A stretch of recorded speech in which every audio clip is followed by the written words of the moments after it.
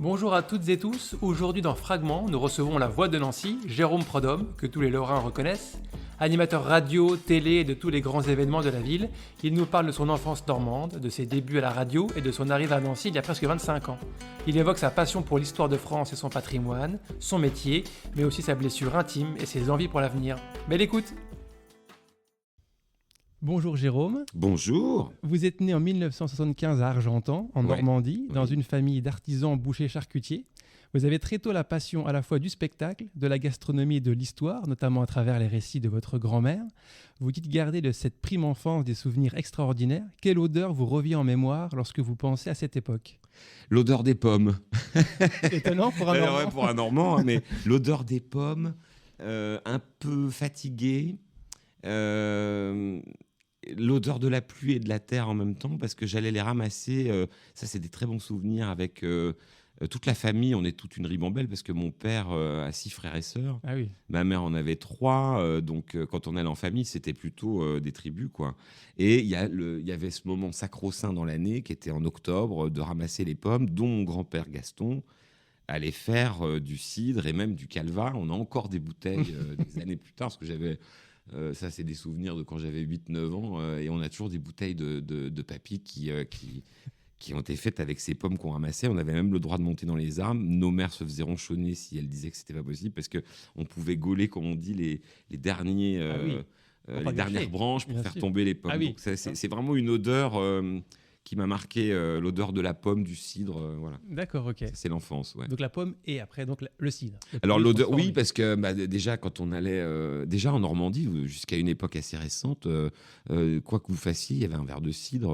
Alors on pourrait considérer qu'ils étaient alcoolos. C'était surtout que c'était un héritage. Tout le monde avait toujours fait ça. On avait une barrique. Ouais. Chacun faisait son cidre. D'ailleurs, les cidres étaient... Moi, c'est là où j'ai découvert que le cidre avait pas du tout le même goût d'une ferme à l'autre. Alors, on m'a expliqué après que c'était parfois le bois, parfois la façon de le faire, parfois les pommes.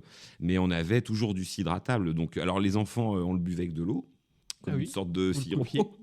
Et voilà, c'était un des rites d'arriver chez mes grands-parents, parce que nous, on habitait loin. J'ai pas trop connu... Enfin, mes grands-parents, comment je veux dire, on habitait à 1 heure et demie de route, mais comme mes parents bossaient tous les jours, même le dimanche, en fait, on allait chez mes grands-parents tous les mois et demi, très rapidement un dimanche. Mais j'ai toujours connu ça, ouais, le cidre d'accueil au moment vers 4 heures, par exemple, quand vous avez des invités, hop, on ouvre une bouteille de cidre. D'accord. Est-ce que vous aimez encore le cidre aujourd'hui ? J'en bois très peu. Alors, il est moins bon qu'avant. Je veux pas faire le vieux ronchon réac, mais je pense qu'il est trop sucré. Le cidre que moi j'ai bu quand j'étais gosse, il avait quelque chose d'un peu âpre. D'accord. Il était terreux, il était trouble. D'abord, là, il a une espèce de couleur bronze. Je pense qu'ils mettent beaucoup de sucre, parce qu'on vit une époque qui aime le sucre. Mais au départ, c'était vraiment un jus de pommes fermentées. Alors, il y avait aussi le nouveau cidre. Un peu comme il y a le vin nouveau. Ça, en revanche, c'est comme si on mangeait un bonbon à la pomme, enfin qu'on buvait un bonbon à la pomme, mais ça vous donnait... ça pouvait sortir très très vite, quoi. D'accord. Le cidre nouveau, c'est un truc... si un jour vous avez des problèmes, vous êtes un peu coincé, buvez du cidre nouveau, c'est vachement bien. Merci pour l'astuce, ça fera plaisir. Dans cette même ordre d'idée, est-ce qu'il y a une chanson qui vous rappelle votre enfance ou cette période un petit peu bénie, dorée Si, alors, dans l'enfance, moi, il y a une musique qui m'a marqué, c'est Champs-Élysées. J'adorais cette musique. D'accord. Vraiment, c'est un des trucs qui m'a fait démarrer ce métier. Bon, enfin, bref. C'est vrai ? Mais ouais, parce que c'était tellement beau, ces gens super classe qui arrivaient sur un tapis. C'était à l'époque où il y avait 3 chaînes de télé, donc nous, on regardait ça, c'était un événement. On s'asseyait devant la télé. On avait droit à un truc en chocolat, d'ailleurs, le samedi soir, au moment de l'émission. Donc, c'était vraiment un rite, quoi. Donc, cette musique, elle est restée. Je l'ai rediffusée il n'y a pas longtemps dans un jeu. Et ça m'a vraiment fait plaisir de la réentendre. Non, en musique, j'ai eu une période... J'aimais bien Rock Voisine, moi. Alors, ça fait vraiment pas le mec très cultivé. J'aurais pu dire, pour faire genre, j'adore Mozart, etc. Là, quand on est jeune, j'avais 15 ans quand il a cartonné avec, comment ça s'appelait, Hélène, etc. Mais c'est surtout que c'est l'année où je suis allé au Canada. Ah. Et je me suis fait une copine que j'ai toujours, une amie qui a donc, là, je vais avoir 50 ans, donc ça fait 35 ans qu'on se connaît. Et puis j'avais le cafard de la quitter, et la chanson était dans l'avion, parce qu'à l'époque on pouvait écouter que de la musique dans les avions. Ah oui. Et ça m'a marqué. C'est une chanson qui est vraiment marquante de mon adolescence, on va dire, de la fin de l'enfance, voilà. Puis qui marque ce voyage. Au Canada. Ouais, au Canada, où je voulais pas du tout aller d'ailleurs. Enfin, ça m'intéressait pas. C'est mes parents qui m'ont dit si, c'était fendu d'ailleurs, parce que avec du recul, ça coûtait Oui. un fric fou. Et c'est vrai qu'ils m'ont donné cette chance d'aller là-bas. Et ça m'a fait aimer les Canadiens. Et c'est toujours resté. C'est quand même des gens avec qui j'ai toujours un a priori vachement positif. Je les trouve très sympas parce que j'ai passé un mois, je crois, là-bas. Et vous y êtes retourné ? Jamais, mais j'aimerais bien. D'accord. Ouais. Ça me plairait de revoir. Elle s'appelle Marie-France en plus, cette ouais. femme. Donc elle a vraiment un prénom prédestiné. Elle a 2 enfants magnifiques maintenant. Elle s'est mariée, elle a trouvé un chum. Mais vous l'avez jamais revu peut-être alors ? Jamais. Ah oui, c'est marrant. Facebook, on s'est écrit pendant des années. C'est quelque chose que les jeunes d'aujourd'hui peuvent pas imaginer. Mais moi, j'ai vécu une époque où on pouvait pas téléphoner à quelqu'un facilement. Surtout pas au Canada. Alors déjà au Canada, c'était hors de prix. Ça nous arrivait une fois par an pour nos anniversaires et on restait pas longtemps. Quand on écrivait, ça mettait des semaines à aller là-bas. On savait pas si ça marchait, si personne n'avait reçu la lettre, parce que surtout moi, je répondais pas tout de suite. Donc et Facebook, un jour comme ça, on s'est retrouvés sur Facebook. Ah oui. Et ça a été très très émouvant. D'accord. De retrouver quelqu'un que vous avez connu dans des moments tellement finalement important de votre vie. L'enfance, c'est tellement fondateur. Oui. Donc quand vous les revoyez, alors il peut y avoir aussi l'effet inverse, parce que j'ai aussi retrouvé des camarades de classe, comme tout le monde, on a tous fait ça, hein. Et on se rend compte que la magie est plus là. C'est-à-dire que si on se perd de vue, des fois il y a des raisons, hein. C'est vrai. Il n'y a pas que déménager, il y a aussi que la personne, voilà. Mais il y a quelques personnes comme ça, hein, où quand vous retombez dessus, la vie vous revient, quoi. Oui. Voilà. Les souvenirs reviennent aussi. Ouais, et puis c'est comme le fil n'avait jamais été coupé. C'est rare, mais ça arrive. Oui. Donc, vous avez un peu évoqué votre adolescence. Vous vous passionnez assez vite pour la radio, notamment en tenant celle de votre lycée. Et puis, vous intégrez le réseau France Bleu en 98 à Laval, si je ne me trompe pas. Et après un passage à Paris, vous arrivez à Nancy en 2001. Quel souvenir gardez-vous des premières semaines de votre arrivée ici, à Nancy ? Alors, déjà, petite correction. Non, j'ai pas commencé. J'ai commencé dans le privé. Donc, j'ai fait d'abord dans une radio associative. Oui. Où j'ai repeint les portes. C'est une anecdote un peu intéressante parce que, en fait, le type qui m'avait fait venir, le directeur Patrick, pensait que j'étais beaucoup plus vieux. J'avais 17 ans. Et donc, il me dit, vous comprenez, vous êtes trop jeune. Et puis, je voyais bien que la radio ressemblait à rien, parce que la radio, ce qui est magique, c'est qu'on peut la faire dans une cave. Et donc, là, les studios, c'était vraiment un truc. Donc, je lui dis, écoutez, gardez-moi, je vais repeindre les portes. Et, parce que les portes étaient moches. Donc, j'ai repeint les portes pendant 6 mois, bien tapé. Le week-end, d'ailleurs avec du recul, c'était quand même pas très légal tout ça. Et puis il m'a fait commencer un samedi parce qu'il y avait personne. Moi, je suis toujours arrivé. Oui, vous avez du bol. Écoute, Jérôme, t'es là, tu vas le faire. Et puis voilà, j'ai commencé comme ça. Et donc après, j'ai fait la matinale d'une radio qui s'appelle It West maintenant, mais qui s'appelait Fréquencile à l'époque. Ce qui était un challenge parce que j'avais 19 ans, 20 ans, et franchement, se lever à 4 heures, c'était rude. Oui. Et puis un jour, je voulais une augmentation en fait. Enfin, mon père voulait que j'ai une augmentation. Moi, j'avais la belle vie, je vivais chez mes parents. Puis il me dit, tu peux pas rester comme ça. Et puis, est-ce que c'est vraiment un métier ? Donc j'ai demandé une augmentation et qu'ils ont refusé de me donner. Ça m'a fait peur sur le fait que j'étais peut-être pas fait pour ça en fait. C'est-à-dire que c'est un métier où on n'a pas de certitude, hein. Ouais. Tous les métiers artistiques, alors c'est pas un métier artistique dans le sens chanteur, acteur, sculpteur, etc. Mais c'est un métier d'artisan. Donc et la création aussi. Il y a de la création, donc on est toujours dans le doute. Surtout que plus vous vieillissez dans ce métier, en théorie, je trouve, moi, plus vous donnez de vous-même. C'est-à-dire moins il y a de séparation entre vous et la personne qui parle. Donc du coup, quand on vous remet en question professionnellement, souvent c'est vous-même qu'on remet en question. Et donc j'avais postulé dans 3 radios du coin pour voir si je serais pris. Et j'ai été pris à Radio France, effectivement, à Laval. Donc moi qui étais rennais, c'était un peu j'étais un peu snob, honnêtement. Je me suis dit, mais qu'est-ce que je vais faire ? Je considère Laval comme un trou, en fait, même si j'ai grandi en Mayenne, hein. Ma petite enfance, elle était dans le Nord Mayenne, mais là j'avais 20 ans, et en fait j'ai adoré ça. J'ai découvert Radio France, je pense, par la meilleure station de l'époque. C'est-à-dire que c'était une radio, on parlait à l'époque beaucoup de l'esprit Canal. Il y avait un esprit Radio Mayenne, parce que d'abord c'était la plus ancienne du réseau. C'est la plus ancienne radio locale officielle de France, Radio Mayenne. Ouais. Ils sont nés en 1980.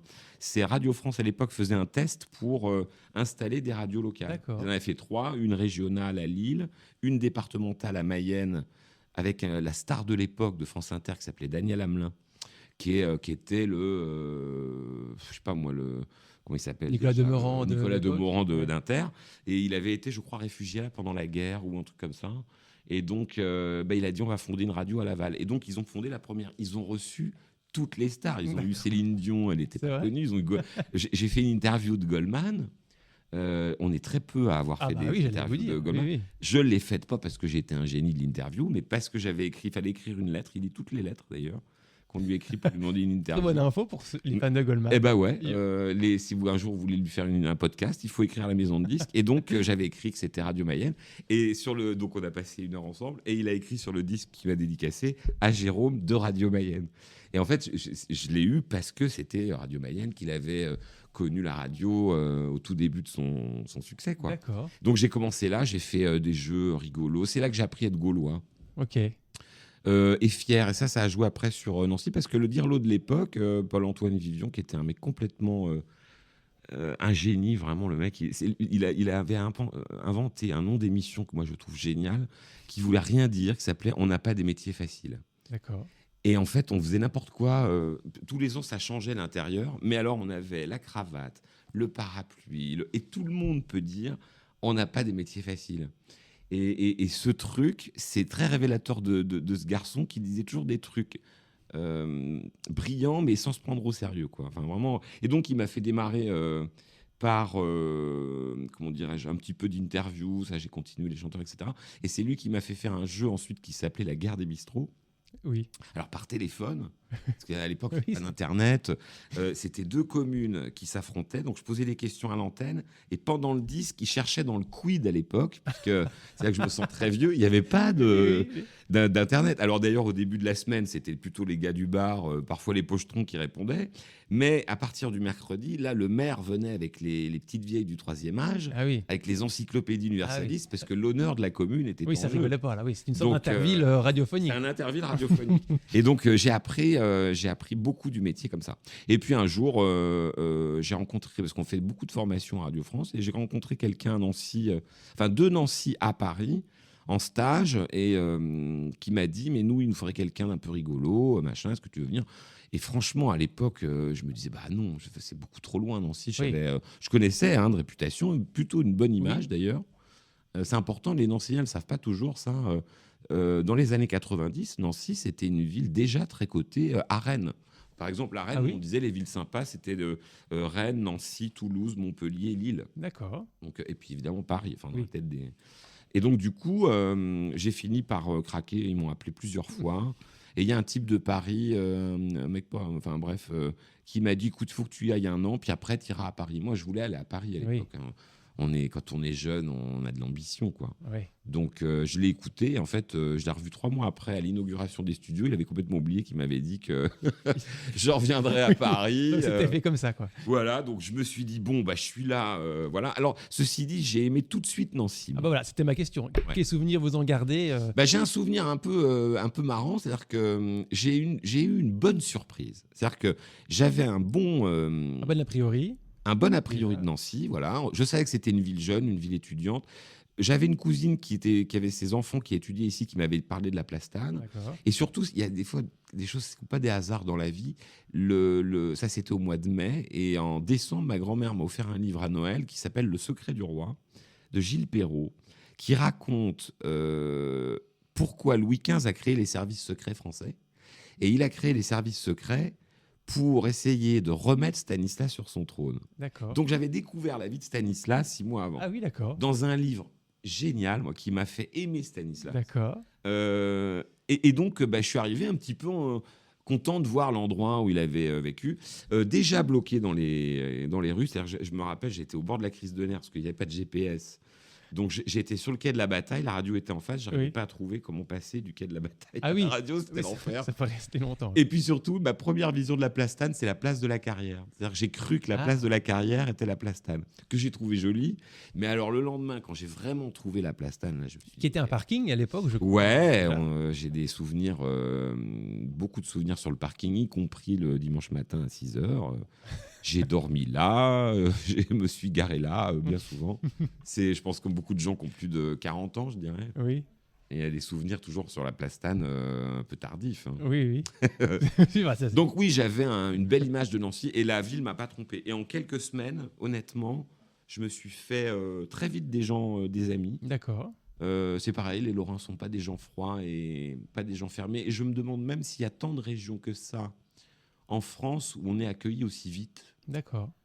Parce qu'en fait, on dit les gens du Sud, mais il y a beaucoup de gens qui disent que, en gros, on vous accueille vite, mais que quand vous repartez, on vous oublie vite. Oui. Je ne sais pas si c'est vrai, j'en connais très peu. Je sais en revanche qu'en Normandie, c'est très dur d'arriver. Ouais. Il faut être du coin, c'est culturel. Ouais, d'accord. Ils ont un côté très british, les Normands. Par contre, les Lorrains, franchement, c'est des gens plutôt un peu bruts de décoffrage à la frontière de la politesse Ah oui. les premières minutes, je trouve. Ouais. Mais alors, très très vite, ils vous font. En tout cas, ils vous parlent. D'accord. Ouais. Moi j'ai vraiment. Donc, Dès le de départ, bons souvenirs à la fois de la ville, des gens. de la ville, des gens, et c'est Nancy qui m'a fait aimer la Lorraine. C'est-à-dire que j'ai pas beaucoup bougé au départ. Hein. Les premières semaines, premiers mois, je suis resté à Nancy. Et j'ai tout de suite aimé cette ville. Et je pense que par ricochet, avec le temps, et puis mon boulot à la radio, puisque la radio s'appelait pas Radio Nancy, mais Oui. France Bleu Lorraine. Donc du coup, j'ai découvert ensuite la Lorraine. Mais ça a commencé par cette ville qui est quand même une ville époustouflante quand on aime la beauté, l'architecture, le savoir-faire. Enfin, les Lorrains, c'est des gens qui savent faire des choses extraordinaires. Oui, c'est vrai. Et d'ailleurs, on banalise. C'est Victor Hugo qui disait, par exemple, qu'il faisait un procès à la ville de Nancy, qui voulait détruire la porte Saint-Georges, qui est juste auprès de la cathédrale, pour faire passer le tram. Et il disait, mais dans n'importe quelle autre ville que Nancy, on garderait cette porte. Mais il y a tellement de monuments que les gens ne se rendent plus compte de l'importance de ce qu'il y a ici. Donc ça m'a marqué. Le côté étudiant. Oui. Mais ça, je l'avais connu à Rennes. Donc il y avait un côté un peu partir sans partir. Vous avez retrouvé ce côté ville jeune, étudiante, festive. Un peu zinzin. Oui, peut-être. Avec un petit pet au casque qui est plus prononcé à Rennes, mais les Bretons se lâchent plus. Hein. Oui, ils picolent plus. Mais voilà, mais je veux dire, voilà, il y a le côté un peu fou. J'ai animé, moi, par exemple, beaucoup de grands événements à Nancy. Assez vite, d'ailleurs. J'ai animé les concerts à la Pépinière. Et à une époque, je faisais Nancy et Metz. Et vous allez trancher le débat. Ouais. Et non, en tout cas, c'était frappant parce que quand je parlais à Metz, au début, ça me désarçonnait parce que j'avais beaucoup d'expérience sur Nancy et très peu sur Metz. Et il y avait un silence. Ouais. Et je me suis dit, je suis mauvais en fait. Et au bout d'un moment, j'ai compris qu'ils m'écoutaient. Ah oui, d'accord. Alors qu'à Nancy, ils en avaient rien à faire. Mais alors, ça se voyait. Et c'est comme ça que je me suis rendu compte qu'il fallait que je bascule vers l'humour. Et c'est parce que les gens de Nancy étaient occupés à tout sauf à m'écouter parler, pourtant il y avait du son, que je me suis dit, il faut que je sois chauvin. Vous allez un peu les chercher, les accrocher. Quoi. Ouais, les accrocher. Alors je suis naturellement chauvin parce que je suis naturellement content d'être où je suis, mais je veux dire, ça, plus un peu d'humour, essayer de les surprendre pour essayer de les capter parce qu'ils n'en avaient rien à faire. Alors qu'à Metz, ils étaient très attentifs. Studieux. Ouais, et ça m'a vraiment frappé. Ça, c'est deux différences... C'est une vraie différence entre les deux villes. D'accord. Mais ça n'enlève pas les qualités des unes et des autres. Mais j'aime bien le côté pète au casque de Nancy. D'accord. Voilà. C'est une belle qualité. Ouais, c'est une ville qui est capable de faire plein de trucs fous. Alors, hormis l'ensemble UNESCO que vous avez déjà évoqué, est-ce qu'il y a un autre endroit... quel serait votre endroit préféré à Nancy? Ou que vous adorez particulièrement? Quand même, c'est difficile de... J'aime tout un Nancy, bar, ou un mais... restaurant ou... Oui, je pourrais trouver... J'ai pensé à la question, je l'ai vue, mais en fait... il n'y en a pas. Enfin, non, mais j'aime tout Nancy, oui. mais c'est me saquer que de dire hormis le site UNESCO, parce que... C'était pour vous piéger. Mais je veux dire, c'est... Bon, la vieille ville, j'aime bien, la place Saint-Èvre, etc., j'aime beaucoup, j'aime bien... mais quand même... je peux pas je peux pas aimer autant un endroit que j'aime la Plastane et la place de la Carrière. Je trouve que les deux sont... La place d'Alliance, c'est un autre sujet presque, mais la Plastane, c'est peut-être... Je suis peut-être un peu amoureux dans le fond, sans être cucul à praline. C'est-à-dire que j'ai une copine qui me disait, tu sais, l'amour, c'est de se réjouir des années plus tard d'être avec la personne. Moi, ça me fait ça encore avec la Plastane. L'autre fois, j'y suis arrivé, je me dis, mais t'en as des centaines de photos Ouais, de la ouais. place dans ton téléphone, et ben j'ai recommencé, quoi. À reprendre en photo la place Stade. Ouais, parce qu'il y a toujours une lumière, il y a des saisons de la Plastane, il y a des moments, le matin, par exemple, Oui. en été, à 8 heures du matin, avec un café, vous êtes 7 sur la place, mais elle est à vous tout seul. Au moment de la Saint-Nicolas, quand j'anime le Oui. défilé, c'est des moments que je garderai toute ma vie. Oui, d'accord. Donc, c'est vraiment, pour moi, cet endroit, c'est le plus bel endroit de Nancy, mais vraiment de très très loin. Même si j'aime l'Art Nouveau, même si j'aime beaucoup d'autres endroits, mais je peux pas dire Bah, un très autre bien. endroit. C'est un bel hommage que vous faites à la place Stade. Et alors, si on sort un peu de Nancy, quel Mhm. serait votre endroit préféré ailleurs dans le monde? Alors, bah, ça sera en France, ce serait Dinard. Ouais, je savais que vous me diriez Ouais, ça. voilà. Alors j'ai hésité, hein, je me suis dit, je pourrais dire Venise, j'ai beaucoup aimé Venise, ou le Luberon, que j'ai trouvé vraiment super. Par exemple, j'adore Grignan aussi. Ah oui. Grignan, c'est magnifique. Mais Dinard, c'est un peu différent parce que ce serait l'autre endroit où je pourrais vivre aussi longtemps qu'à Nancy, je pense. Oui, puis vous y avez beaucoup de souvenirs. Vous y allez depuis longtemps. Et puis Bah, j'y vais depuis l'âge de 7 ans. Et puis c'est un endroit où j'ai mon cœur parce que c'est là que repose mon frère, qui est décédé il y a 20 ans. Là, ça fera 20 ans le 21 juillet. C'est là qu'il est enterré. Et c'est là où on allait petit. En fait, c'est une ville, je ne sais pas si c'est arrivé à d'autres personnes, mais vous avez des endroits comme ça qui sont un lien dans votre vie. Elle est presque plus importante que la Normandie dans ma vie, cette ville, puisque c'est la ville où on allait avec mes parents, on était 4. Tous les étés, ils avaient acheté un petit appartement, ils avaient fait une bonne affaire, parce qu'à une époque, Dinard était ringarde. Et donc, c'était à portée de main de petits commerçants d'acheter un appart. Et en fait, ils l'ont revendu au bout d'une quinzaine d'années. Moi j'avais 25 ans à l'époque. Et puis, il y a une période où j'en avais un peu marre d'y aller, l'adolescence. Oui. Encore Dinard. Enfin bref, et donc ils vendent, on leur dit très bien, vendez. Et mon frère est nommé gendarme 3 ans après à Dinard. Donc je suis retourné à Dinard pour cette fois voir son appartement, parce que c'est son premier appartement, etc. Et en passant ce qu'on appelle le barrage de la Rance, c'est-à-dire quand vous passez de Saint-Malo à Dinard, que j'ai revu cette mer verte émeraude, l'île de Cézanne au loin, Saint-Malo.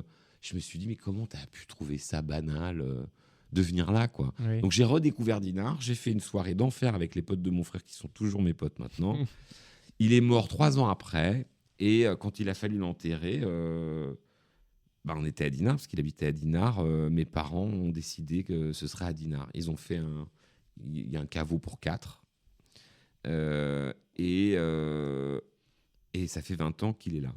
Et en fait, quand j'y vais, c'est à la fois pour la beauté du spectacle, parce que c'est beau, hein, c'est un très bel endroit, Dinard, pour les souvenirs, pour lui, parce que j'y vais au début et à la fin de mon séjour, je fleuris sa tombe évidemment, et puis je me pose un instant, et pour les amis, parce que du coup, je connais plein de gens maintenant là-bas, plutôt de l'époque de mon frère, donc ça fait 20 ans, j'ai été témoin de mariage, donc c'est un peu l'endroit où j'ai vraiment peut-être la partie la plus chargée en affection et en tristesse, mais aussi en joie Oui, c'est ça. de toute ma vie. Vous n'avez pas dit je n'irai plus à Dinard, au contraire, vous avez envie d'y aller. Alors ça c'est grâce à un ami, hein, parce que j'y suis allé à l'enterrement de Nicolas, et le soir, mon pote me dit, écoute, faut que tu viennes viens demain, boire un café. Et en fait, on est parti en soirée. Il y a quelque chose de dingue à dire ça. Et en fait, je pense que ça peut choquer les gens qui n'ont pas connu un deuil brusque, parce qu'il est mort d'un accident. Donc en fait, vous n'êtes pas préparé. Oui, oui. Donc en fait, vous comprenez pas que la personne est morte. Oui. Et donc, je suis parti en soirée, et il m'a dit, je voulais que tu restes à Dinard ce soir, parce que si tu ne reviens pas ce soir, tu ne reviendras plus jamais. Oui. Et c'était vrai. Si par exemple, je n'ai jamais été à l'endroit où mon frère est mort, qui est à 20 km, je fais un détour, Ouais. mais jamais j'y retournerai. Ouais. Donc, il a eu raison, en fait, parce que... Il fallait prendre le taureau par les cornes et se dire. il m'a dit, ouais, je sais pas. Je l'ai écouté. Et c'est vrai que c'est mon port d'attache, sans jeu de mots, parce que c'est au bord de la mer. Je pense que c'est là que je finirai ma vie, mais en même temps, je me dis souvent, je sais pas comment je ferais, parce que si je reste à Nancy, il n'y a pas de raison que je parte. Je serais quand même. J'aurais passé plus de temps à Nancy qu'à Dinard ou n'importe où ailleurs, hein. Oui. Donc ça sera peut-être compliqué, hein. On verra bien, hein. Chaque chose en son temps. Alors, si on fait un petit saut dans le temps, ou Mhm. qu'on parle du temps actuel, vous allez créer et animer par la suite plein d'émissions à la radio, comme à Mhm. la télévision, des séries historiques, culinaires ou des événements populaires, comme La Lorraine est formidable. Mhm. Vous allez animer plein de manifestations culturelles. Vous avez même écrit un livre sur Nancy. Vous avez créé un site internet en 2024, monsieurdefrance.com, qui est une sorte de guide touristico-gastronomico-linguistique sur la France. Mhm. À quoi ressemble votre journée type parmi toutes ces Euh, activités? Eh ben, en fait, elle est multiple et c'est ça que j'aime beaucoup. C'est-à-dire que moi, je suis feignant. Comme tous les feignants, si j'ai pas quelque chose qui me plaît, je fais rien. Oui, j'étais étonné que vous me disiez ça, parce que j'avais l'impression que vous étiez un boulimique de travail et vous m'avez un peu corrigé en disant non, je suis quand même un feignant. Et c'était drôle, vous m'avez dit ça m'aide à réfléchir, ça vous aide un peu à créer cette langueur peut-être que vous arrivez à trouver. Ouais, c'est-à-dire, bah, il y a deux choses dans ce que je vous ai dit en fait. Il y a le fait que quand on est feignant, il faut et qu'on veut réussir sa vie, j'allais dire, pour être un bouquin, ça, il faut trouver des occupations. Moi, j'ai eu beaucoup de chance parce que la radio m'a trouvé, quoi. C'est-à-dire que peut-être que j'ai voulu être prof, enfin, pour assurer mes parents d'ailleurs, parce que la radio n'était pas un métier. Prof d'histoire, non? Prof d'histoire, bon voilà, parce que j'aime beaucoup l'histoire depuis toujours, depuis l'enfance, mais j'ai fait 2 premières années foirées d'histoire, j'avais aucun sens de bosser, donc si j'avais dû faire des études, je pense pas que j'aurais réussi, hein. Moi, je suis très admiratif parce que je ne sais pas me forcer. En revanche, dès que j'aime quelque chose, j'ai besoin de le faire. Ce que j'ai appris avec le temps, c'est à le faire dans la durée. Et ça me plaît plutôt. C'est-à-dire, c'est mon côté un peu paysan, le côté ouais, ténia du Normand. Quand je commence un truc, j'aime bien le faire fleurir. Par exemple, j'ai un jardin qui vaut ce qu'il vaut, mais il me plaît parce que bah, ça fait longtemps que je le travaille. Donc, il y a, comment je veux dire, un petit peu de beauté supplémentaire chaque année grâce à mes efforts. Donc, dans la vie, je fais comme ça.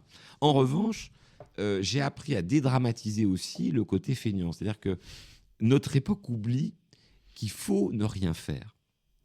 Ne rien faire, c'est laisser partir son esprit. S'ennuyer, c'est fondateur. C'est quand on s'ennuie qu'on trouve des idées. Oui. Je me souviens, par exemple, qu'à une époque, j'étais un peu paumé. Je me disais, je ne sais pas ce que je veux faire. Et je faisais beaucoup d'animations. Je travaillais beaucoup, pour le coup. J'ai travaillé du lundi au dimanche. Et un jour, un de mes potes me dit, mais arrête un truc et tu vas voir, ça va, ça va. Et donc, j'ai arrêté une occupation que j'avais à l'époque. Et c'est là que j'ai eu d'autres idées. J'ai fait une série sur l'histoire à Radio France, notamment, parce que bah, l'idée est tombée. Et en fait, si vous n'avez pas de moment, il y a quelque chose d'un peu... Oui, pilote automatique, vous n'avez pas le temps de réfléchir à ce que vous aimeriez faire Ouais. ou à d'autres idées. Ouais, et puis peut-être que vous n'êtes pas attentif à ce qui se passe au-dessus de vous, j'ai envie de Oui. dire. Il y a un gars comme ça, moi, qui m'a beaucoup marqué dans ma vie, c'est Lionel Florence, qui est le parolier de Pascal Obispo, Oui. que j'ai rencontré plusieurs fois, parce que j'ai fait un feuilleton sur lui. Et il a beaucoup changé ma vie, Lionel, parce qu'il m'a dit un jour, parce que lui, par exemple, pour écrire une chanson, il disait, bah, il faut attendre le moment. Et quand le moment est là, par contre, il faut faire tout de suite. Et donc moi, maintenant, je fais comme ça. C'est-à-dire que c'est comme ça qu'il a écrit Savoir aimer, hein, sur son genou dans un taxi. C'est venu comme ça. C'est venu comme ça. Il a pris un papier, il a écrit un truc de fou, hein. Bah, moi, maintenant, je fais ça. C'est-à-dire que je n'ai plus peur de ne rien faire, si j'ose dire. Et quand je ne fais rien, je me dis, bah, c'est pas grave, ça va servir. Le disque dur fait son petit boulot. Mais vous avez quand même confiance en votre esprit. Vous vous dites, quelque chose va venir, je vais trouver quelque chose. Il faut avoir une forme de confiance en soi pour se dire, je vais être capable de trouver où ça va venir. Alors, c'est pas complètement vrai parce que, par exemple, trouver une idée de sujet, oui, je me fais confiance en faisant cette méthode. C'est-à-dire, je me souviens d'une fois, j'étais en panique, j'avais pas d'idée de sujet, il fallait que je fasse 5 chroniques, il me restait un après-midi, et c'est pas beaucoup quand on fait des chroniques où il faut vraiment écrire des infos, quoi. Et j'ai trouvé les idées en coupant les rosiers, et c'est là que j'ai compris que, en fait, d'avoir fait autre chose m'avait libéré. Mais en revanche, là où je vous rejoins pas, c'est que c'est pas en faisant ça que j'ai des idées de, par exemple, de Monsieur de France ou d'émissions ou de La Lorraine est formidable. C'est venu plutôt en discutant avec des potes. Mais surtout, ça vient pas du tout de confiance en moi. Parce que s'il y a, par exemple, une chose qui est de base chez moi, c'est le manque de confiance en moi. Je suis quelqu'un qui a toujours peur de mal faire, qui me trouve pas terrible. Je suis pas... je suis obligé de donner une image un petit peu sûre de soi, parce que déjà, quand vous êtes animateur, il faut avoir une espèce de sûreté de soi, comment on dit, mais d'être sûr de soi avec tranquillité et bienveillance, parce que ça rassure, par exemple, l'invité, ça rassure le public, tout le monde est content. Le mec, il est sympa, il a l'air... Bon, il va rien se passer de grave, ça fait partie du métier. Mais ça ne veut pas dire qu'à l'intérieur, vous n'êtes pas flippé. Je vois, par exemple, les avant-premières, c'est un bon exemple. Ça fait 20 ans que je fais des avant-premières, j'ai dû en faire, je ne sais pas, 600 ou 700. J'ai toujours peur.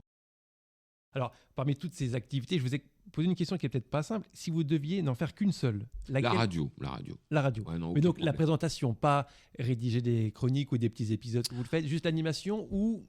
Ah, c'est pas bien de séparer tout ça. oui. C'est Pour un vous, tout. c'est le même métier, d'accord. C'est le même métier. Ok, c'est la radio. Mais le métier de base, l'origine de tout ça, c'est la communication. C'est-à-dire qu'en fait, c'est une matrice que vous avez en vous. C'est comme quelqu'un qui dessine. Par exemple, quelqu'un qui dessine, qui sait dessiner, vous lui donnez un papier, un crayon, il va vous faire un dessin. Vous lui donnez de la peinture, il va vous faire de la peinture.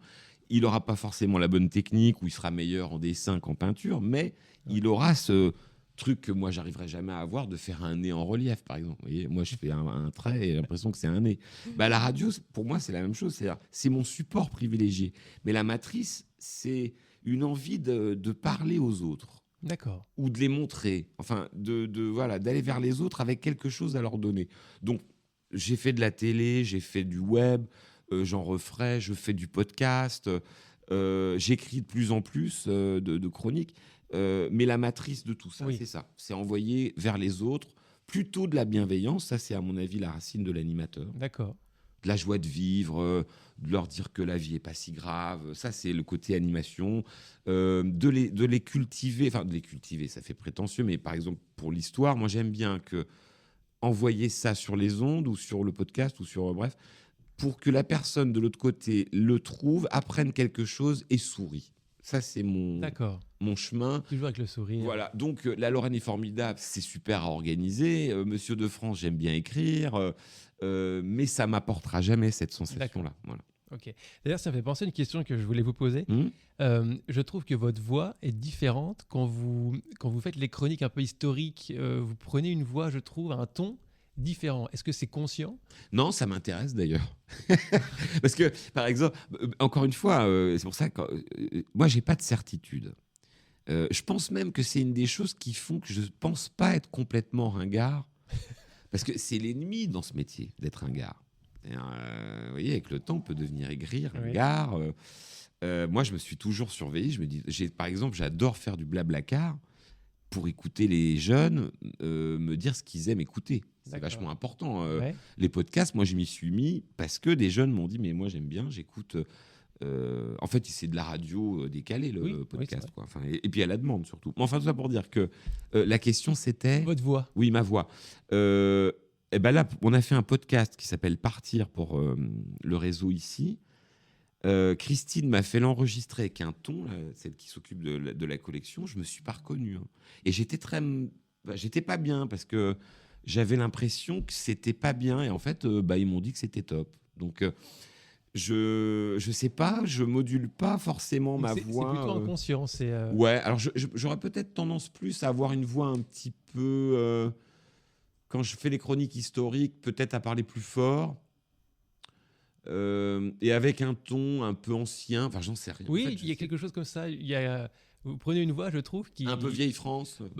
Pas vieille France, mais vous vous appuyez bien. Oui, non, c'est vrai, presque troubadour. Je ne sais pas si ça pourrait vous aller. Troubadouresque, je ne sais pas si le terme existe. Mais c'est marrant parce qu'il y a un collègue, parce que moi je suis dans le réseau, j'ai fait beaucoup cette chronique, là, ils ont fait l'histoire qui a bien marché à une époque.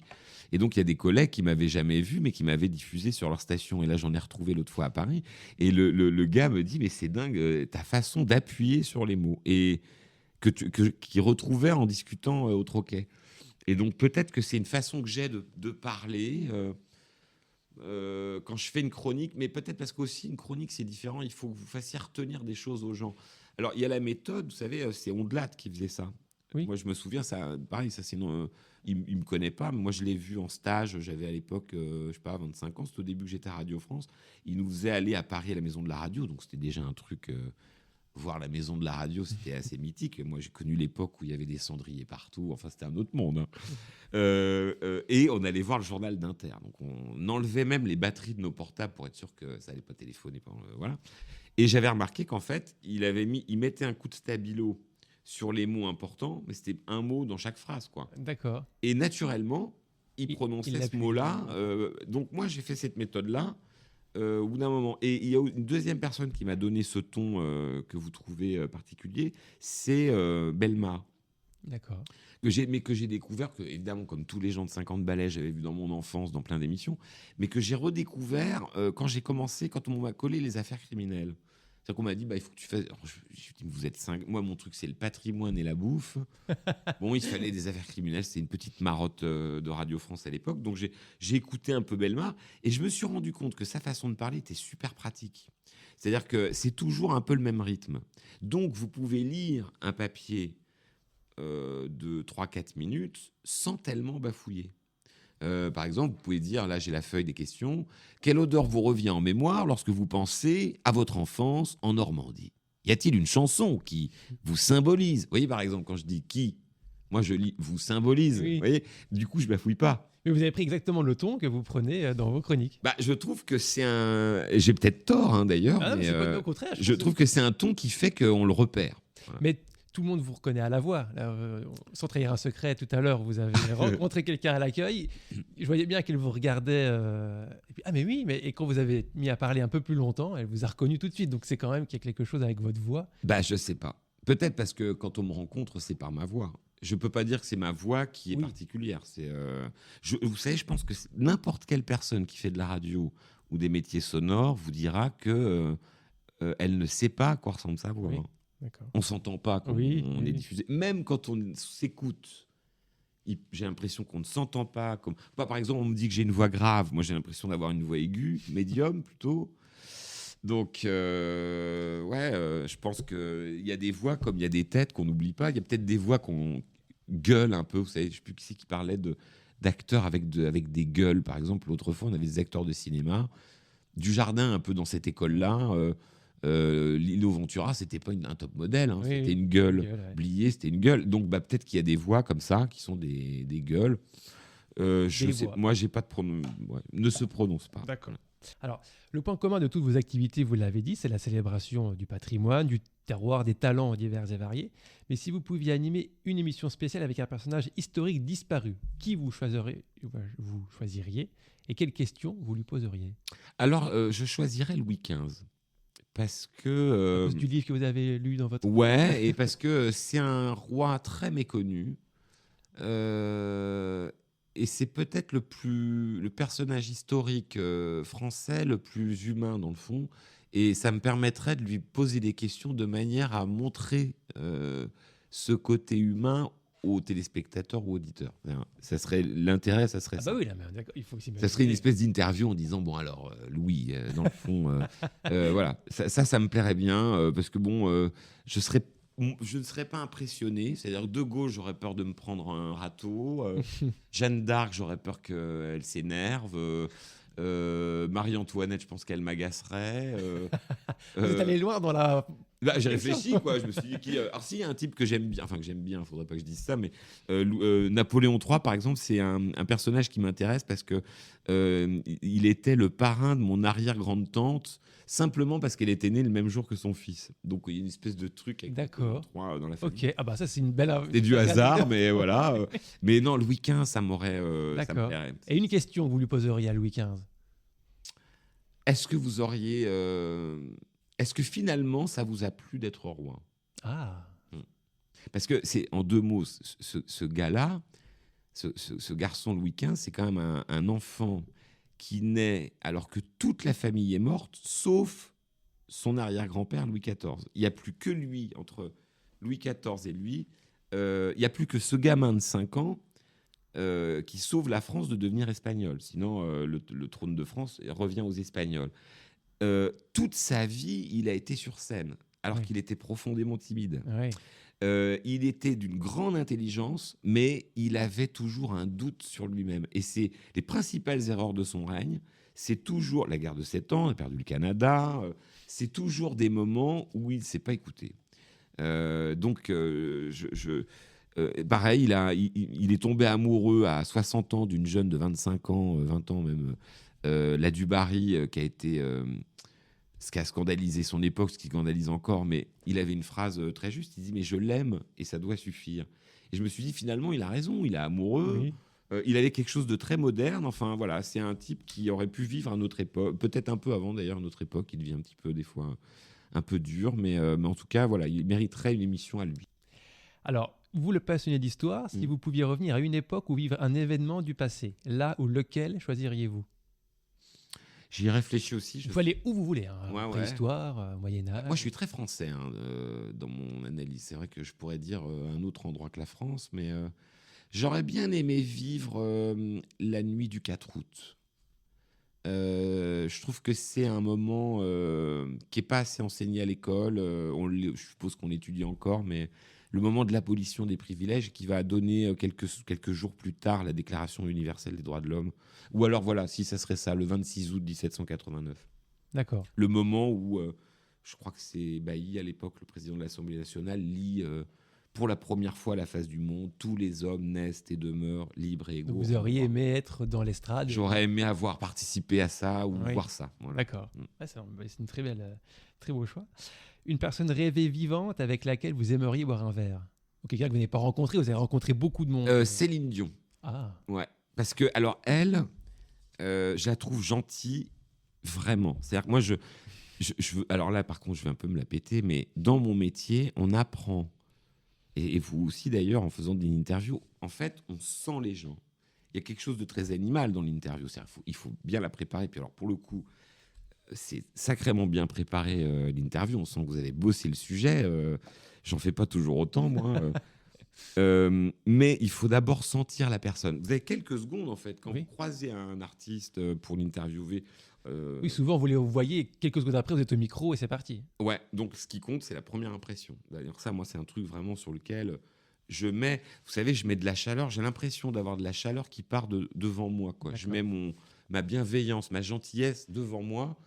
Et ça m'arrive pas souvent que ça se passe pas bien. Je pense par rapport à cette sensation. C'est-à-dire, je me souviens par exemple Bourringer qui me terrorisait parce que c'est un type faire Bourringer au livre sur la place. Faut avoir vécu ça pour ne plus trouver une interview difficile après. Parce que vous avez dans le public des intellectuels du coin qui sont pas toujours très sympas et qui l'attendent, l'animateur de France Bleu, la radio Populo, qui a rien dans le sifflet, voilà. et puis Bourringer, il en a rien à foutre, il s'en fiche. Et donc, si je m'étais pris Bourringer dans la tronche, j'avais personne pour m'aider, quoi, Oui. et j'aurais été ridicule. Et je l'ai pris sous l'angle... J'étais plus jeune, filial. Je me suis dit, je l'appelais Monsieur Bourringer. Et ça s'est très bien passé. D'accord. On a eu mais j'ai eu quelques secondes pour me dire, est-ce que je dis Monsieur Bourringer, Richard, Monsieur Bourringer, comment il se sent? Est-ce qu'il a l'air malade parce qu'il avait des problèmes de santé? Est-ce qu'il est en retard? Est-ce qu'il a eu une mauvaise nouvelle? Est-ce que moi, je me sens bien? Comment je fais ma première question? Tout ça en 3 secondes. Ça fait Ce que beaucoup. vous avez ressenti aussi. Donc, Céline Dion, je la sens. D'accord. Je la sens bien. Je sens que c'est une vraie gentille. Ok. Hyper sincère, pleine de... On soulève pas des foules comme ça quand on n'a pas de la bonté Oui, en sans soi. doute, bien sûr. Ouais. Au-delà du Mais là, c'est talent. pour boire un verre. C'était pas une interview. C'était vraiment pour boire un petit... Parce que je voudrais, parce que je pense que ça pourrait être une très bonne copine. Oui. Je serais par contre très mauvais en interview avec, parce que elle m'impressionne. Oui, oui. En tout cas, une petite bolée de cidre et avec Ouais, Céline voilà, Dion, ça serait va. parfait. Parce que c'est pareil, une interview quand on est impressionné, Oui, c'est ça doit pas être beaucoup évident. plus difficile. Tout à fait. Ouais. Ouais. Est-ce qu'il y en a une de chanson que vous écouterez toute votre vie? Une qui vous accompagne depuis l'enfance et vous savez que vous y serez fidèle toute votre vie? Ou pas? On pourrait presque dire la Marseillaise. Alors, on peut pas faire plus cocardier que ça, Jérôme. Vous avez... Parce qu'en fait, la Marseillaise, ouais. Parce que finalement, la Marseillaise, elle est, c'est une belle chanson. J'aime bien son histoire. J'aime bien mon pays. Je suis pas.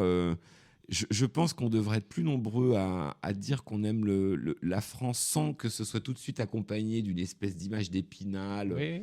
Réactionnaire. Moi, j'aime bien mon pays avec ses défauts, ses qualités. J'aime bien le côté gaulois, mais j'aime bien aussi dans le côté gueulard, franchouillard, mais en même temps Je trouve qu'on a une vraie générosité. J'adore l'écouter le 14 juillet, quand je présente le 14 juillet à Nancy, que je vois les gens la chanter, parce qu'on ne leur demande jamais, c'est eux qui la Oui, chantent. c'est vrai, hein. bien sûr. Bah, ça me fait toujours quelque chose. D'accord, très bien. Et puis je pense que comme je vivrai ma vie en France, elle m'accompagnera toute ma vie. Voilà. C'est bien. Non, mais c'est Une fois par excellente an. réponse. Oui. Est-ce que vous avez une routine, une habitude, une manie ou un moment qui fait du bien à votre corps? Non, et j'aimerais bien d'ailleurs avoir une routine. Par contre, j'adore bien dormir. Ah bah voilà. Voilà. Ah bah voilà, le sommeil, c'est très bien. Qu'est-ce que j'aime me réveiller après avoir bien dormi. Ça, c'est un bonheur. Ah bah très bien, oui. Voilà, C'est parfait. Alors si c'est pas la même, est-ce qu'il y en a une d'habitude, de manie ou de routine qui fait du bien à votre esprit? Pour mon esprit, moi, j'aime bien être avec mon téléphone et passer du coq à l'âne. C'est un truc qui me plaît vachement. Ah bah c'est étonnant, ok. Ouais, faire aller d'irréel sur Insta, aller lire un article D'accord. sur Libé ou le Figaro. Picorer. Ouais.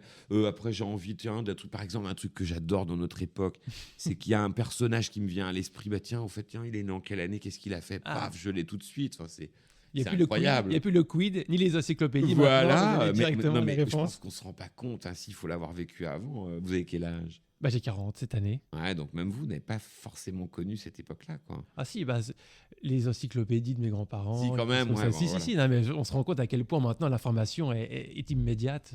Alors, après, moi, je pense qu'on oublie très très vite aussi. Mais Oui, il y en a qui disent ça, qu'en fait, on a tellement vite l'info qu'on l'oublie très très vite. Je sais pas. c'est pas faux, c'est une belle idée. Je pense aussi, ça. on retient plus ce qu'on a lu vraiment. Il y a quelques années, d'ailleurs, j'aurais dit la lecture. Ah oui, Et je lis de moins en moins. Je pense qu'on est beaucoup. Je discutais avec Marc Didier l'autre fois. Je disais, bah alors ça se passe bien le commerce au mois de mai-juin. Là, il me dit pas du tout. Il dit les gens. Alors bon, on se demandait pourquoi les gens achetaient moins de livres. Mais en fait, je pense qu'il y a plein de gens qui ont moins le temps de lire Oui, parce sans qu'on doute, est bien sûr. aspiré. Mm. Moi, je reconnais avec les défauts c'est un vrai défaut. Je suis aspiré par mon téléphone, Oui, oui. les séries Netflix. Du coup, je lis moins. Alors, est-ce qu'il y a une manie dont vous aimeriez vous défaire? Ah bah le tabac. Voilà, j'allais vous dire. Ah, voilà. Vous n'y arrivez pas? Non, j'ai aucune volonté, vraiment. Mais vous n'avez jamais vraiment essayé? Si, ça m'angoisse même, mais j'y arrive pas, quoi. C'est comme une. C'est vraiment. Quand on dit que c'est une drogue, c'est vrai. Oui, oui. Et j'aurais dû écouter les gens qui me disaient ne commence pas, parce que j'ai commencé tard, plus ou moins. C'est-à-dire, j'ai commencé à 20, 21, moi. Ah oui, oui. Donc, j'aurais pu presque y échapper à la clope, quoi. Mais j'y arrive pas. Vraiment, c'est un grand défaut, mais j'y arrive pas. Si vous pouviez revivre une journée dans votre vie, laquelle choisiriez-vous? Bah, c'est précisément celle-là, la journée où j'ai décidé de fumer. Ah bah vous me faites une transition très facile, là, Ouais. d'accord. Non, honnêtement. Vous vous en crois que- rappelez? Précisément. Ouais, je me souviens où j'étais. C'était à Dinard d'ailleurs. Mais alors j'aurais pu dire, par exemple, j'ai passé un dernier week-end avec mon frère au mois de mai, 3 mois avant sa mort. Super. Ouais. Je pourrais dire ça. Je pourrais dire des souvenirs avec mes grands-parents, des journées. J'ai vécu des choses. Moi, j'ai eu une vie jusqu'à présent. Avec même les mauvais coups que j'ai pris, une belle vie. Quand je compare à d'autres personnes, je me dis, bon, j'ai quand même eu de la chance. Mais je trouve que la seule fois... Il y a un truc qui est un peu un fil de tout ça, c'est que j'avais une copine comme ça, qui avait 60 ans de plus que moi, qui s'appelait Madame Crépel. Alors moi, je l'appelais Mme Crépel. C'était la grand-mère d'une copine et on se voyait de temps en temps. Et au bout d'un moment, on est devenus très amis. Ça a duré, elle est morte assez vieille, presque 25 ans d'amitié. Et puis, quelques temps après avoir perdu mon frère, j'étais paumé. Je ne sais pas si je voulais. J'étais déjà à Nancy à l'époque, si je revenais en Bretagne. Et elle m'avait dit une phrase très. C'est pas belle, mais qui m'a servi de leitmotiv. Elle m'a dit dans la vie, on voudrait faire ce qu'on veut. On fait ce qu'on peut et c'est déjà pas si mal. Et moi, c'est un peu comme ça que je vois ma vie, quoi. Je me dis, j'essaye toujours. Je fais le maximum que je peux. Puis après, je fais le point, quoi. C'est un peu comme tout le monde, mais je crois qu'on fait tous ça. Mais la seule fois, donc je me laisse beaucoup porter. Vous avez vu quand je vous disais, par exemple, Nancy, j'ai pas choisi. Oui, c'est vrai. Enfin, j'ai choisi, mais sans choisir. On m'a dit, faut aller là. J'avais pas de caractère. J'y suis allé. Ça m'a changé ma vie. Ça se trouve, je serais resté à Laval ou je serais allé à Paris. J'aurais fait une vie peut-être beaucoup moins intéressante. Donc, je me suis beaucoup laissé porter. Mais ce moment-là où j'ai décidé de prendre une clope, il n'y a que moi qui l'ai décidé. Oui. Et c'est peut-être la plus grande erreur que j'ai faite de ma vie. Mais est-ce que vous ne pensez pas que cette journée-là, 2 semaines après, il y aurait une autre occasion de refumer Peut-être, j'y avais pas pensé. Peut-être, hein, mais ou que quelqu'un. Non, je sais pas. Quand j'ai vu la question, j'ai pensé à ça. Ah Je me mais c'est suis bien, dit, non, mais voilà. c'est étonnant de choisir une journée. On aurait tendance, comme vous le disiez, à prendre une belle journée dont on veut se souvenir ou la revivre. Vous, c'est plutôt l'inverse. C'est plutôt choisir une journée décisive dans le mauvais sens du terme, c'est-à-dire tordre un petit peu votre vie pour l'emmener ailleurs. C'est drôle mais c'est une Ouais, belle puis idée aussi. ouais, peut-être aussi que je vois ça un peu comme un reportage quand vous dites une journée dans votre vie. C'est-à-dire que je me vois pas la revivre dans la question. C'est peut-être pour ça Pas aussi. la modifier. Parce que si c'est une journée, si moi je sais que je revis une belle journée, je pense que je serais très malheureux dans le fond parce que Ah oui, je verrais le temps s'écouler et la journée se terminer. Moi, je serais plutôt du genre à avoir d'accord. le verre à moitié Ok, vide. ouais, Donc je me dirais plus que 23 heures, plus que 22 heures et je serais malheureux. d'accord. Ce qui est beau dans le bonheur, c'est de ne pas savoir qu'il est en train de se produire dans le fond. C'est une belle phrase. Je sais pas, en tout cas, vous êtes heureux un peu quand vous avez une belle journée, que vous êtes heureux. Bah, il y a des moments comme ça, hein, des petites secondes pétillantes où vous vous dites je suis heureux. Oui. Et puis il y a ce moment délicieux aussi à la fin où vous dites j'ai été heureux. C'est un peu comme avant de faire l'amour et après l'amour. Clémenceau qui disait le meilleur moment dans Quand on l'amour, monte c'est quand on l'escalier. monte les escaliers. Oui. Bah, moi, je dirais dans une belle journée, c'est de savoir qu'on va la Oui, vivre. d'accord, ouais. Parce qu'il y a des journées dont on sait qu'elles Oui, seront c'est belles. vrai, c'est vrai. Moi, je vais fêter mes 50 ans là en octobre. Je réunis toute la famille en Normandie. Bah, je sais que ce sera une belle Oui, journée. d'accord. Et par moment, je vais m'en rendre compte. Et le lendemain, je vais me dire bah, c'était une belle Vous journée. serez sans doute heureux en revenant à Nancy en vous disant bah c'était bien mon anniversaire. Ouais, puis je serais content parce qu'il faut savoir.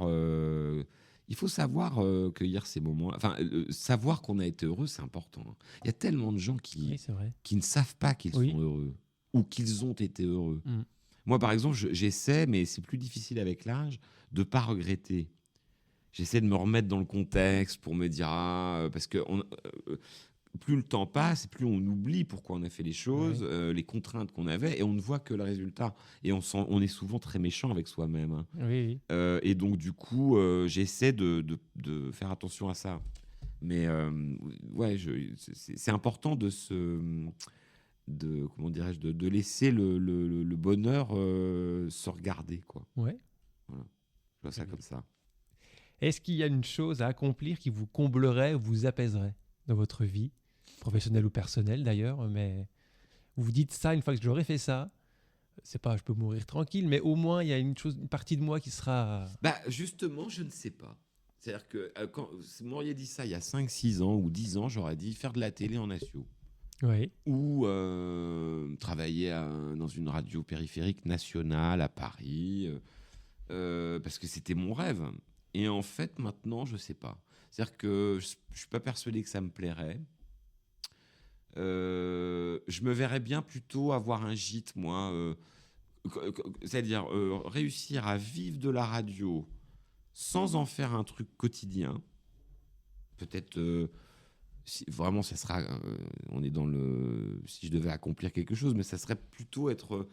ouais, c'est ça. Dans une maison, quelque part, avec un gîte dont je m'occupe, une belle maison, un manoir, un truc à retaper, qui a une histoire, pas un truc moderne, accueillir des gens et en même temps avoir mon petit coin à moi où je vais pouvoir faire du son, de l'image, créer, quoi. D'accord. Voilà. Ça serait, je pense, ce qui me plairait le plus. J'aurais l'impression d'avoir accompli quelque chose. D'accord. C'est pas, en plus, c'est pas forcément hors d'atteinte, c'est quelque chose que vous pourriez peut-être... Non, ouais, pour le reste, ouais, non, parce que je vois pas... je me dis même que j'ai peut-être un peu mûri dans le fond. C'est-à-dire que la gloriole m'intéresse plus, alors elle m'a donné envie au début. Maintenant, j'ai beaucoup vu les désavantages, notamment en faisant le cinéma, quand je voyais des gens célèbres. C'est pas si agréable que ça. D'être reconnu, vous voulez dire, cette célébrité-là? De gens du jardin qui mangeaient des huîtres au flot, les gens venaient le prendre en photo, ils pouvaient pas bouffer une huître parce que c'est moche quand on mange une huître. Oui, voilà. c'est vrai, oui, bien sûr. Bon, je me suis dit, c'est sympa parce que bon, y a des gens qui vont dire, oui, mais il l'a voulu. Souvent, non. Oui, non, bien sûr. C'est-à-dire que ce qui est marrant, c'est que les gens confondent souvent les gens qui ont fait de l'influenceur ou télé-réalité. Oui. Ou Eux, ils le ça, cherchent absolument. qui veulent ça, mais qui commencent par la fin. Oui. Alors qu'en fait, il y a des tas de gens célèbres qui sont devenus célèbres parce qu'ils sont doués. Oui, c'est ça, tout à fait. Et qu'ils ont travaillé. Donc lui, c'est le cas. Et Oui. une gentillesse absolue d'ailleurs. Mais voilà, je pense que j'ai mûri. Peut-être que si on me propose... mais je veux dire, mon accomplissement passe pas... j'ai pas d'accomplissement amoureux, pas d'enfant, donc ça passe forcément par moi-même. Oui. Quoi. C'est un peu la vie fait que. Oui. Voilà. Que c'est comme ça, je veux pas dire mon accomplissement, ça serait d'avoir une association généreuse parce que je le suis pas plus que les autres. Donc voilà, d'avoir un couple, j'en ai pas, d'avoir des enfants, j'en ai pas, j'en aurais pas. Donc ça passe forcément par un côté un peu pro. Ou alors si peut-être d'avoir écrit un bon bouquin, D'accord. mais un bon livre, quoi, pas un livre pour écrire, parce que tout le monde écrit maintenant. Il y a même, ça s'est un peu tassé là, mais j'ai l'impression que les gens comme ça maintenant, et c'est plutôt le côté influenceur. Mais il y a encore 2 ans, j'ai reçu le mail d'une dame qui me relançait tout le temps pour me dire donc quand est-ce que vous m'interviewez sur le livre que je vais écrire. Ah oui, d'accord. Ah, je dis, mais madame, commencez peut-être par écrire le livre. Elle me dit ah oui, non, mais vous aurez l'interview en exclusivité. Donc tout le monde écrit. Je vois Pierre Pelot par exemple, qui est un génie. Oui. Pierre. Je vois bien que ça l'agace aussi, ce type qui écrit des trucs magnifiques. Et puis vous avez des gens qui vous disent, bon, tout le monde peut écrire, après tout, on a le droit de faire ce qu'on veut dans la vie. Mais moi, je voudrais écrire un truc bien. C'est-à-dire pas juste écrire, mais écrire un truc. Oui, pas vous dire j'ai écrit un livre, mais vous dire j'ai écrit un bon livre. Quelque chose, un bon livre. Et je pense que ça serait plus un livre sur la vie. J'aimerais bien un livre, si j'écris un livre comme ça, un peu à la Pagnol. Ah, C'est-à-dire avec des gueules et puis... parce que finalement, moi, c'est ce que je vis en Lorraine dans mon métier, c'est partir d'un endroit et regarder l'humanité. C'est-à-dire que si vous regardez bien les gens, vous avez toujours la même scène de, par exemple, le mec qui roule des mécaniques à côté de sa belle-mère qui en a marre. Qui se dit mais comment il a pu séduire ma fille, il est tellement con. Moi ça je l'ai vu à Dinard sur la digue, je l'ai vu Plastane oui, c'est et je l'ai universel. vu à Gérardmer dans une randonnée. Oui. Donc raconter ça, c'est ce qu'a su faire Pagnol. Oui, bien sûr. C'est-à-dire choper des moments comme ça où tu te dis en fait oui, tu le verras dans 3000 ans, il y aura Oui, toujours ce pas de mec-là. Ouais. Donc j'aimerais bien, si j'écris un livre, raconter des trucs comme ça. Capter ça et l'écrire. Dans une histoire qui fait, par exemple, Jean de Florette, je trouve que c'est un roman où il y a tout, parce qu'il y a l'humanité dedans, il y a la méchanceté, la haine, il y a trop de bonté, et puis il y a un secret complètement dingue à la fin. Je me dis, c'est un Pagnol d'avoir écrit ça, c'est un génie, quoi. Oui, et puis sa langue, son écriture. Ouais. Son écriture, mais parce que c'est la petite phrase. Moi, c'est ce que j'aime aussi. J'essaie de le faire à mon niveau, mais c'est pas comparable. Mais la petite phrase marrante. Oui, c'est ça, toujours l'humour. Et puis Oui. avec des mots très simples, c'est ça qui m'a toujours frappé chez Pagnol. La simplicité de son écriture et la puissance drôle ou... Ouais, ou la puissance émotionnelle, par exemple. Émotionnelle. Dans Le château de ma mère, il dit « Sur une pierre, j'ai trouvé une fille ». Et ça, je trouve ça magnifique.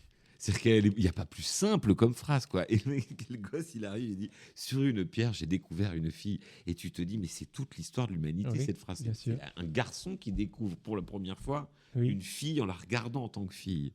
Elle est magnifique, cette Ouais, phrase. c'est magnifique. Je trouve que c'est une très belle conclusion à notre entretien. Qui a bien duré, hein, dites donc. Oui. J'étais bavard, hein. Vous étiez conscient du problème. Je sais, mais j'ai pas supprimé de questions pour autant. Je suis allé au bout.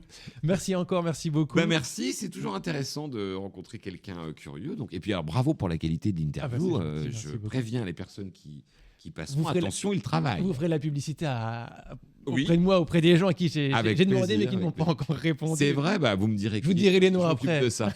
Merci Si c'est beaucoup. pas Céline Dion, je gère. Non, c'est pas Céline Dion, j'ai pas cette ambition-là encore, peut-être bientôt. Merci beaucoup. Merci à vous. Merci pour votre écoute. J'espère que cet épisode vous a plu. Abonnez-vous à Fragment pour suivre les prochains et n'hésitez pas à laisser des commentaires ou à me proposer des questions pour de futurs invités. À bientôt.